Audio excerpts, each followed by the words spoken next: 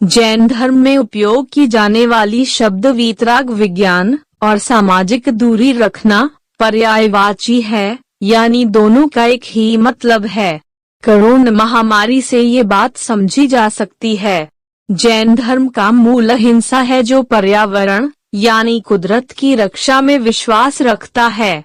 जो प्रकृति हमारे जीवन को सुरक्षित करती है, उस पर्यावरण की सुरक्षा करना भी हमारा दायित्व है। इसे ही जियो और जीने दो का सिद्धांत कहते हैं। विज्ञान टीकाकरण जैसी प्रक्रिया अपनाकर कुदरत से जीतना या बचना चाहता है। इसके विपरीत जैन धर्म पर्यावरण को अपने अनुकूल रखकर उसकी रक्षा करते हुए उसके बीच उसके जैसा बनकर रहना सिखाता है। महामारी का प्रकोप प्राचीन काल से ही होता रहा है, जो कि कुदरत की एक स्वाभाविक क्रिया है, और कुदरत के अनुकूल खुद को ढालने की जीवन शैली जैन दर्शन सिखाता है। इसे ही सामाजिक पृथकता यानी सोशल डिस्टेंसिंग कहते हैं। शरीर को बाहरी दुनिया से अलग करने की चरणबद्ध प्रक्रिया को जैन दर्शन में 11 प्रतिमा या स्टेप के रूप में सिखाया जाता है, जिसमें अपने अपने शरीर को कुदरत के प्रहार से बचाने के योग्य बनाना होता है। साथ ही अपनी मन की शक्ति से जीवन का लुत्फ यानी आनंद लेना सिखाया जाता है।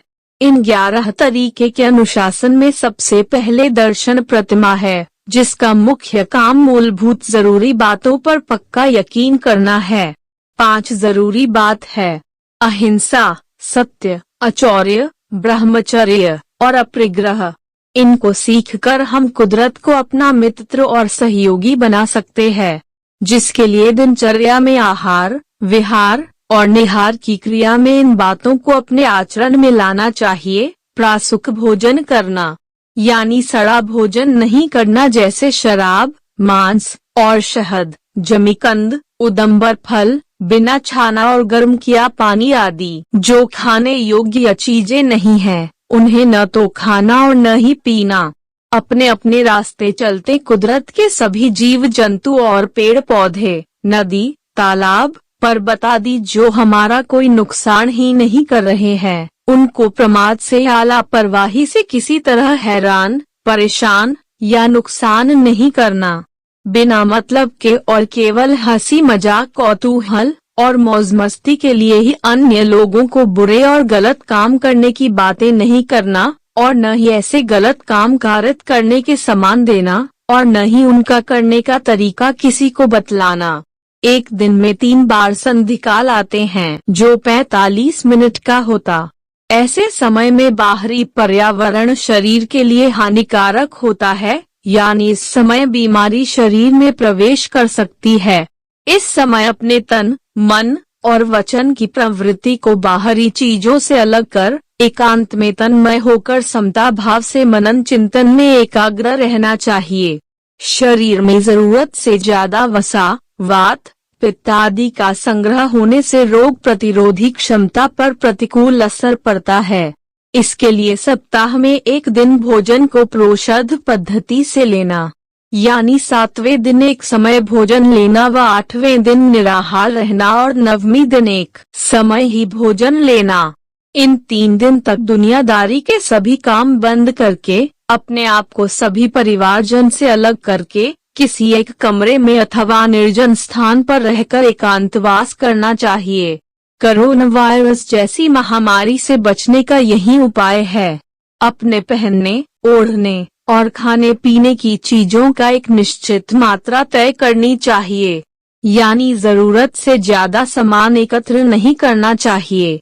सीमित सामानों को रोग रहित और असंक्रमित रखना आसान होता है।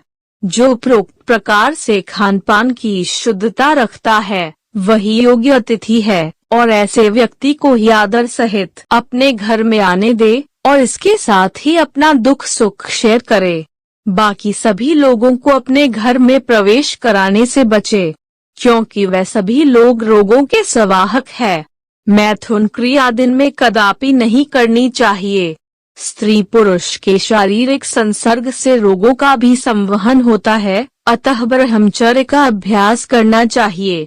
वनस्पति आदि सभी भोजन सामग्री में प्रचुर मात्रा में जीवाणु यानी जीव होते हैं, अतः इन्हें अग्नि से गर्म यानी प्रासुक करने के उपरांत यानी अचित करके ही सेवन करना चाहिए। अच्छी तरह प्रासुक व पकाए हुए पदार्थ में अधपका, अचित और अप्रसुक पदार्थ मिलाकर सेवन नहीं करना चाहिए। एक निश्चित आयु के बाद शरीर में शिथिलता आ जाती है, अतः ऐसी अवस्था आ जाने पर सभी सांसारिक और गृहस्थ आदि आजीविका उपार्जन के कार्य, सामाजिक पंचायती, शादी विवाह आदि की सलाह मशविरा के कामों से विमुख होकर अपने घर में ही एकांतवास में आध्यात्मिक चिंतन मनन करके समय व्यतीत करना चाहिए। अपने गृहीजनों द्वारा आदर पूर्वक बुलाए जाने पर ही भोजन करना चाहिए, अन्यथा मुनि संघों में रहकर उनकी व्यावृत्ति करते हुए उनके अनुशासन में रहकर पूरे जोश से सल्लेखना स्वीकार करने के लिए स्वयं को तैयार रहना या करना चाहिए। ज्यादातर लोग वीतरागता के पक्ष को ही ध्यान में रखकर इन 11 प्रतिमाओं को अपनाते हैं, परंतु अपने शरीर को अरिहंत परमेष्ठी का मंदिर बनाने के लिए ये आधारभूत साधन है। यही कुदरत के साथ सामंजस्य बनाकर जीने की कला है, जो स्व आश्रित है। हर एक जैनी को इस बात को जानना चाहिए। इन्हें अपना कर संक्रमण से फैलने वाली अधिकांश बीमारियों से सहज ही बचा जा सकता है। मित्रों, अगर वीडियो पसंद आया है तो प्लीज हमारे चैनल हिमांशु वॉइस को सब्सक्राइब कीजिए, वीडियो को लाइक कीजिए, कमेंट कीजिए तथा अपने प्रियजनों में शेयर कीजिए। वीडियो देखने के लिए धन्यवाद।